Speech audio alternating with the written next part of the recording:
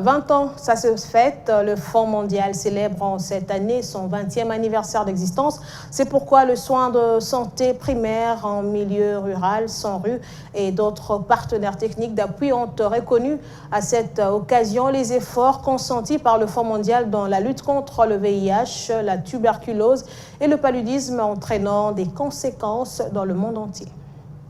Il y a 20 ans, jour pour jour, le Fonds mondial investit plus ou moins 4 milliards de dollars américains chaque année pour combattre le VIH, la tuberculose et le paludisme qui entraînent des conséquences dévastatrices chez les familles et les communautés du monde entier, beaucoup plus dans les pays pauvres. SANRU, Corps d'aide et d'autres partenaires techniques d'appui ont soufflé sur la 20e bougie d'existence de cette organisation internationale dont l'apport impacte visiblement sur les vies humaines et qui garantit à tous un avenir plus sain, plus sûr et plus équitable.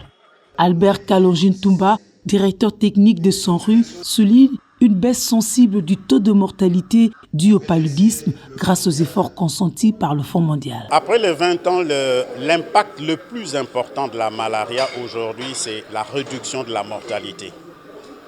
La réduction de la mortalité, les enquêtes qui ont été menées dernièrement ont montré très sensiblement une baisse de la mortalité due à la malaria.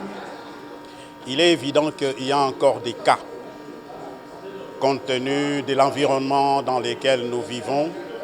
L'incidence de la malaria reste encore élevée, mais en termes d'impact sur la mortalité, il y a une baisse très nette des cas, des décès liés au paludisme. Et cela, La lutte contre le paludisme est l'une des plus grandes réussites de l'humanité en matière de santé publique, bien que l'avènement de Covid-19 a failli stopper les avancées significatives dans cette démarche et surtout anéantir les gains durement acquis. La Covid-19, cette pandémie, ça a été, si nous n'avons pas fait attention, ça allait être un grand frein en termes des interventions que nous menons dans les cadres du Fonds mondial.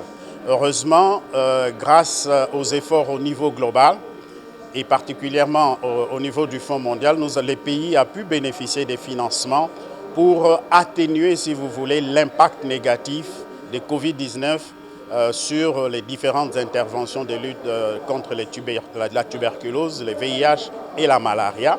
En 2000, le Fonds mondial a été évoqué lors du sommet de G8 à Okinawa au Japon. Le véritable engagement a commencé à se concrétiser au sommet de l'Union africaine en avril 2001, puis s'est prolongé à la session extraordinaire de l'Assemblée générale des Nations unies au mois de juin de la même année. Enfin, l'idée est finalement approuvée par le G8 lors de son sommet en Italie en juillet 2001.